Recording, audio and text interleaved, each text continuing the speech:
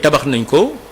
fonds intergénérationnel nañ ko tabaxee parce que pour man il est bien les ressources pétrolières moi je faisais partie des gens qui pensaient que les 75 milliards là boo ko dugalee ci budget 6 000 milliards c'est 1000 fois rien dañ ko waroon jël di ci def ay hôpital dëkk yi nga xamante ni ñoo gën a sori. wala leen lii mooy seen ressource. mais bon en tout cas pays yi nga xamante ni développé nañ dañoo am ay fonds yoo xamante ni parce que mënoo jëfandikoo lépp on ne sait jamais. pays développé nga wax. waaw mais pays pauvre. falan jaan mais nga denc rek. da ngay denc jaxan sóoraale ëllëg aussi. non j'ai pas dit le fonds. sóoraale ëllëg non j'ai pas dit le fonds dama ne la par exemple pétrole bu ñu nee 75 milliards lañ ci am au lieu que ñu jël 75 milliards yooyu génn 10% yi yóbbu ko fonds intergénérationnel li ci des ñu dugal xam dañ ko dugal ci budget bi pour man waruñu koon sax dugal ci budget bi dañ ci waroon def loo xamante ni c'est visible pour sénégalais bi nekk Fongolimbi gis ni pétrole bi kat moo tax ñu am seen hôpital bi wala seen école mu wut ci programme yoo xamante ni day dal sénégalais bi pour mu xam ni même bu ñu koy exploiter ci littoral bi. war na am impact ci pêcheurs yi war na am impact ci sénégalais yi nga xamante ni même booy jël sur les ressources yi nga xamante ni day gaaw a jox hydrocarbures di investir sur l'énergie solaire mais fexe ba sénégalais yi di sentir ay affaires yoo xamante ni da nga leen di wax ni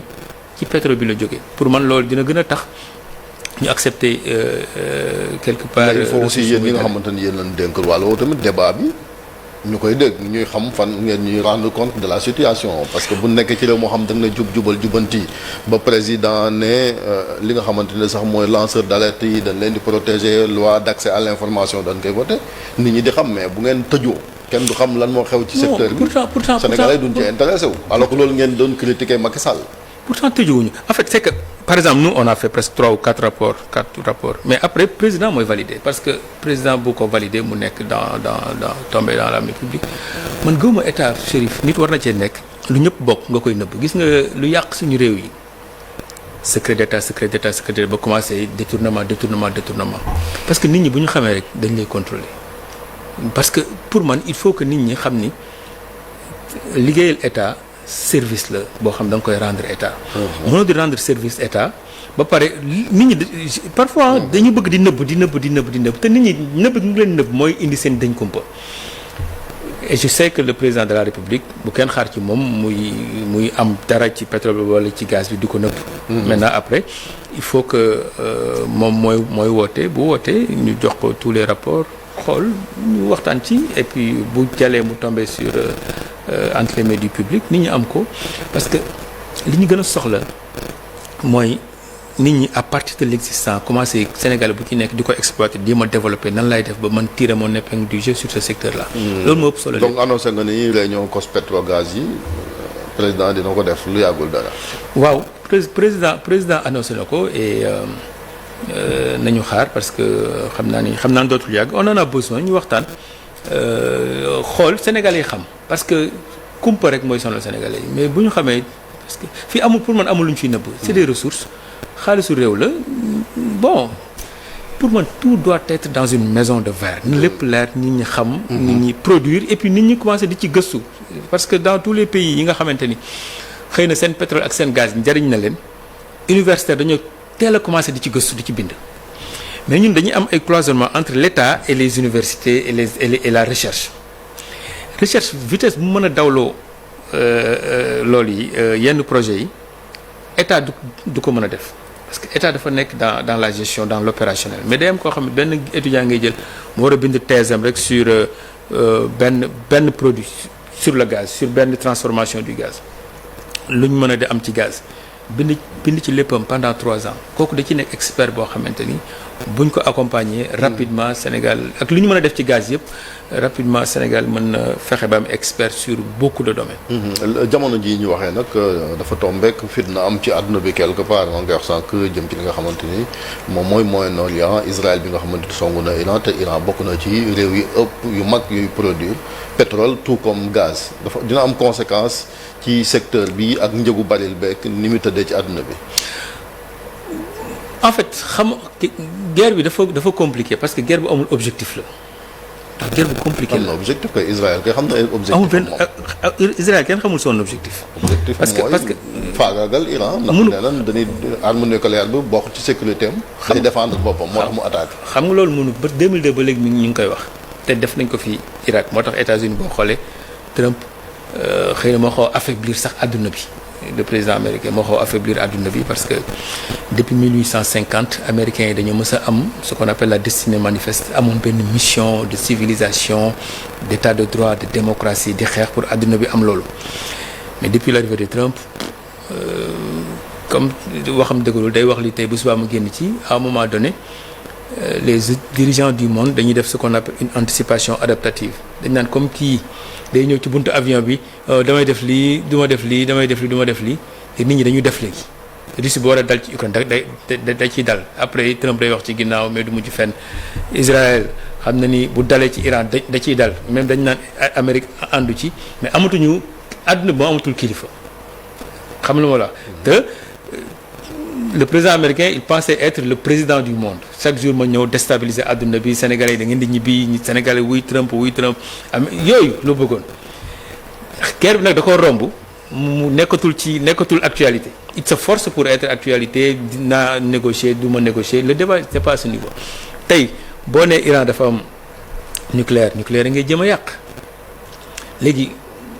Iran ne la amul nucléaire tous les techniciens américains xam nañu Iran amul bombe nucléaire mooy léegi yow lan ngay yàq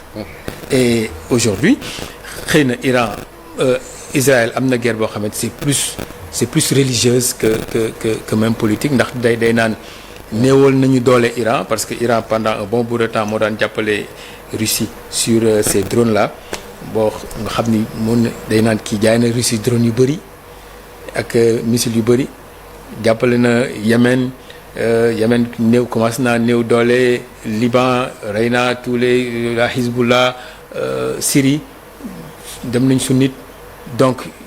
Iran il est seul bàyyi ma ñëw dal ci kaw mais après boo xamee histoire Iran xam ni c'est mais sur le secteur maa ngi bëgg wax na dina am conséquence. non c'est que dafa am lu ñu woowee détroit de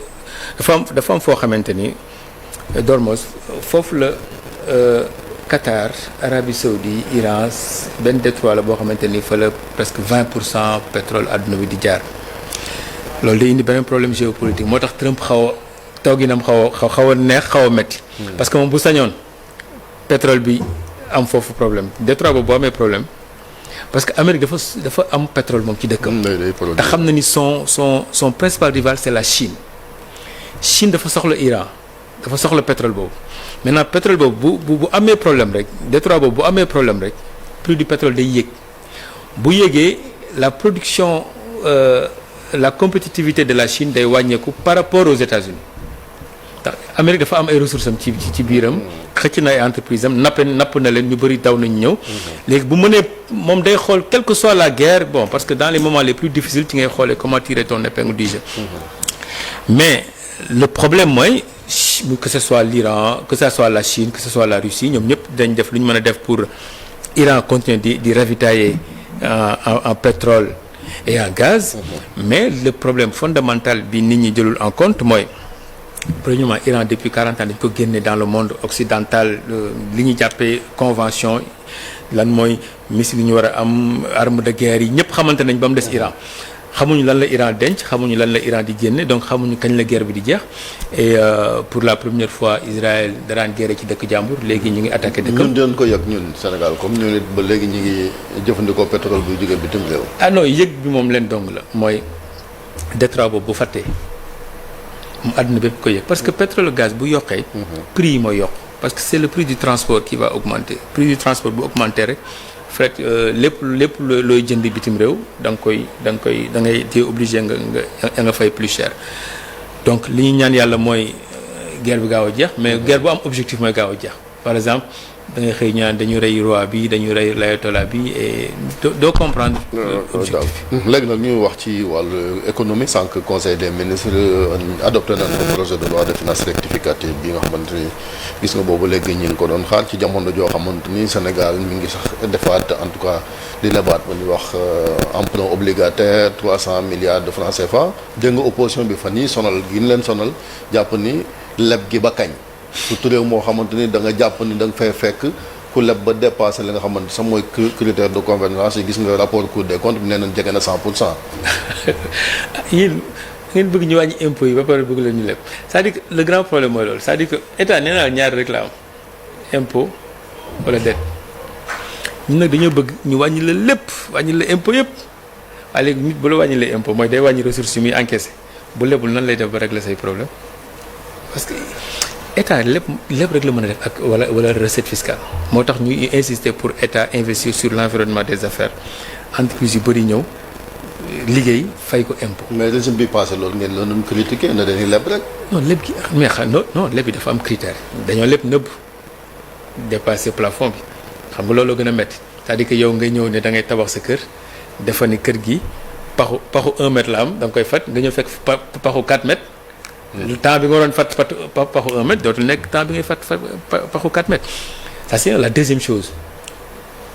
état day am ressources yu bëri yoo xamante xam kañ la koy am par 6 mois par 3 mois ou bien la fin de l'année mais fonctionnement état day to day la jour du jour le jour état mënul ne bon dans 3 mois war naa am 200 milliards waaye damay toog takk sama biir ba 3 mois déedéet dafa nit ñi dafa am les marchés financiers ñaari financement am la finance directe ak la finance indirecte la finance indirecte mooy les banques mooy yow da ngay nekk agent à capacité de financement parce que ñaar ñoo am ci économie ACF ak ABF da ngay nekk agent à capacité de financement man ma nekk agent à besoin de financement d'habitude état boo gis état àdduna bépp ay agent à besoin de financement lañu avec les entreprises ménage ñooy agent à capacité de financement maintenant yow soo ma wóoluwul yow da ngay jël sa xaalis yóbbu ko banque man ma dem banque loolu finance indirecte ndax day am intermédiaire maintenant bu ñu wóoloontee dañuy fekkante sur le marché financier loolu la ñu woowee la finance directe da ngay ñëw jaay ma jënd xaalis bi dafa gaaw c'est de l'argent frais tey su ma la waxoon États-Unis place financière boo fa gën a xam doo ma wax banque Wall Street nga may wax wala CAC 40 loolu place financière ñun dafa mel ni xamuñoon BRVM dafa mel quand vous entendez les gens dafa mel ni ñu ngi soog a découvrir lan mooy ay bons du trésor ay obligations or mais loolu dafa mës a am parce que loolu da ngay am xaalis bu teew Sénégal mën na def war a soxla fay salaire mais mu lever des fonds rapidement parce que lu tax ngay dem ci marché bi amul intermédiaire mooy gën a mooy cher bu amee intermédiaire parce que booy leb ci marché financier lu tax muy gën a yomb booy leb ci banque parce que banque bi day jël ay intérêt ba pare ki dugal xaalisam mu jox ko aussi intérêt sur l'épargne mais si la finance est directe amul intermédiaire lu amul intermédiaire moo gën a mooy cher état yi dañoo war a tous les 15 jours 1 mois dem ci marché financier. mooy li ñuy def ci UEMOA titres yi. mais est-ce que xam nga Sénégal bokk na ci ñi gën a tuutee lu mu laaj ci UEMOA titres yi et c'est bizarre que man dama ne mais journaliste yi dugg leen ci site bi rek tu vas voir nga xool Côte d'Ivoire lu mu lever loolu c'est tout à fait normal lu tax États-Unis wax Wall Street américains yi lu tax aujourd'hui seen les bons du trésor américain ñu ngi ci 4,5%. il ne par 4 jours 5 jours noonu la ñuy doxalee état nit ñi man dama ne bon dañ ko soog a découvrir mais dafa am ay critiques yoo xamante ne opposition bi ñoo ko def koo xam bu baax muy Pape Malick Ndour dégg nga ko commentaire yi nga xamante ne sa camarade de promo la sa oui te Fasek mu ne sax Sénégal ay Ivoiriens ñoo ñuy lebal non day saboté en fait non il a donné ses arguments non xam nga bon du trésor ku la il faut nga xam il faut nga def géopolitique tuuti pour comprendre lu tax ñu ñaan ay Ivoiriens yi demee noonu xam nga dañoo nekk dans la sous-région. am na dëkk yoo xamante ni ñaanalu ma leen ko yàlla dañoo nekk en équilibre ça peut aller dans tous les sens à tout moment. tu penses que comment les investisseurs rationnels lan la ñuy def dañu commencer maintenant du ma ne rawale seen xaalis mais dugal ko fu ñu wóolu xam nga ndax comprendre li ma la wax Sénégal dafa toll foo xamante ni. gars yi dañu naan su may denc sama xaalis comme yëf yi ça peut aller dans tous les sens à tout moment dama koy dugal fu ma wóolu li ngay xool boo bëggee def comparaison bu baax sur le marché. da ngay dem xooli les taux da ngay dem xooli les taux le taux marginal de l'emprunt sur le marché ci ngay tëkkale mais kenn du tëkkale non parce que tey eurobond bu ko Sénégal France bu lancé woon eurobond dafa xam kan moo koy jënd parce que. boo lancé sur le marché doo ay nit ñoo koy jënd ay banques ñoo koy jënd parce que banque centrale dafa ne banques commerciales yi dafa am ratio yoo xam ne dañ koy respecté une banque commerciale peut avoir 1000 milliards de total actif mooy xaalis bi ñu ko déposé ak ay bien mu nekk 1000 milliards ñu ne ko yow 20 milliards nga am de fonds propres 20 milliards boo ko amee fonds propres mën nga lebale ba 250 milliards xam nga day am ay 400 500 ou 600 milliards yi des. mën ko 600 milliards yooyu nag bu la neexee mën nga ko jëndee quasi-monnaie bon du trésor yi boo ko jëndee parce que bon du trésor amul risque le risque est nul dañ ko défiscaliser xam nga lu ma la wax te saa yoo banque commerciale bi saa yoo soxlaatee xaalisam mën na jaayaat bon yi sur le marché léegi ban banque mooy jël xaalis di ko denc te mën koo jënd te xoolal bon yi intérêt yu ñu fay parce que àdduna bi fi ñu nekk nii xaalis léegi dafa prix bi dafa intérêt dafa yokk américain ñu ngi ci 4,5% ñun ñu ngi ci 6,57 am na je pense que Burkina mi ngi ci 8,75 xaw ma 9 rendement c'est tellement intéressant que mais banques yi il faut se tourner vers ces trucs là li am solo mooy tous les pays de la zone UEMOA am na banque dëkk yoo xamante ne dañu naan fi ñu jëm ñun leerul am na xam bëgguma faa egg quoi mais fi ñu jëm leerul am na dëkk boo xamante ne xam nañu am na stabilité boo fa jëndee sa day mel da nga rawale sa xaalis adduna bi il faut nga am d'autres lectures parce que après boo bëggee wax ci yooyu da ngay comparer. mais dëkk bu mel ni Côte d'Ivoire quand même c'est un pays attractif ah Abidjan boo xoolee. même locomotive UEMOA ñoom la. mais c'est extraordinaire investisseurs aussi ña ngi fa. mais c'est extraordinaire mais sauf que dañoo am problème boo xamante ni kenn ñaar yàlla nañ ci génn ak jàmm moom laay insiste naa la c'est un pays en équilibre dañu ñaan ñu génn ci jàmm. incertitude bi nekkee ci wàllu politique. léegi le financier ne perd pas de temps day xool xam ne lii daloon na leen 94 diri nañ ko ba 2010 mais les gens sont rationnels donc c'est des choses yoo xam ne mënu koo wax ci kaw mais les financiers ils savent et ils réagissent léegi la meilleure façon mooy lan mën nga rawale somme bu am doole bon mel ni kuy kii mais bon am na yoo xam ne mënu faa egg mais les sachants yow selon vous nga ne Pape Malick day saboté par rapport ak lim ne du particulier ivoirien yi ñoo jox koppar yi nga xamante Sénégal levé na ko ci UEMOA titre yi. non c'est les banques non en fait banques yi ñooy jënd parce que pour nga mën a jënd foofu nga am compte banque centrale adjudication banque centrale buy woo bu wootee boo jëlee kii bi ni ñu koy waxati soumission bi les soumissionnaires tu vas voir que les banques yi ñoo koy def ak les clients yu mag yi les mais d'habitude fii dans la zone UEMOA ce n'est que les banques yi la après banques yi nag da ngay xool yan dëkk la mën nga xool yooyu information yëpp dañ la koy jox mais jàppal ni day am banque yoo xamante ni dañ naan fi ñu jëm xamuñu ko bàyyi ñu rawale foo xamante ni xam nañu après suñu xaalis dina loolu mais c'est pas ça n'a rien à voir. mais Côte d'Ivoire day laaj ci marché bi. Sénégal laaj. ak les autres pays. le taux de couverture le taux xam nga day am lu ñu woowee taux d'absorption. et taux de souscription. Sénégal li ñu ko jox ëpp lu ñu jox Côte d'Ivoire en termes de pourcentage. ça veut dire que donc c'est pas nga jàng ci na parce que duñu wóolu Sénégal. non loolu. boo xoolee sur le dëkk bi gën environnement des affaires fii. c'est le Sénégal. dans le monde des affaires Chérif. étalon de mesure yi ñuy utiliser ak yi ñuy utiliser dans le monde des affaires dafa wuute parfois nag bon les aspects politiques les gens peuvent dire à gauche à droite mais Sénégal boo taux de souscription Sénégal bon au Sénégal il faut nga analyser ko par rapport ak yeneen booy nga xool après yu bëri bon ay état mënoo wax lu xaw a kii mais tu vas voir que confiance bi ñu am. mais est-ce que du poser problème mu financement de notre économie loolu est-ce que du aspect bu am solo boo xamante ni dañ ci war a taxaw mu leer ñu xam ne ñun ban levier lañ mën a appuyer ngir financer suñ koom-koom au lieu taf yëngal wi tey bu tey yaa ngi def eurobond fii bu subaa nga dem ca UEMOA titre mu leer. Sénégal bi ba muy dee da koy def doo dégg ma la États-Unis parfois par 3 jours la koy def 3 jours lay wàcc Nasdaq wala au niveau du Dow Jones levée des fonds état bi day soxla xaalis bu frais lii dafa gaaw mais da ngay permettre aussi banques yi am activité. xam nga réew activité économique rek moo ko yor dama ne Sénégal dafa mel ni ñu ngi soog a xam lan mooy bon du trésor moi j'ai li jàngale naa ko 15 ans par exemple marché financier. pendant 15 ans parce que c'est intéressant c'est un débat boo xam ne bu njëkk c'était l'élite mais bu nee ba citoyen di ko. c'est à saluer moo tax ñu jàpp na lu bees la lu extra mais dama ne. l'ère des réseaux sociaux la. voilà mais moo tax après tu ris sous cap mais Sonatel lu ko may dooleem ci 98 la dugg sur le marché financier jaayee action nit ñi jënd ci action yi. tey c'est la plus grande entreprise de la sous-région avec presque plus de 2500 milliards de chiffre d'affaires 2500 milliards loolu lu ko may mooy dafa teel dugg sur le marché financier loolu bon 98 ba léegi mais nit ñi daal man su ma déggee nit ñi day mel ni lu ñu découvrir lu bees la mais. nii la mës a demee Sénégal nii la mës a fonctionner maintenant après. dañ daan dem léegi ay eurobond yu am doole yu rëy. yoo xamante ni parfois ay 450 milliards 500 milliards daan na am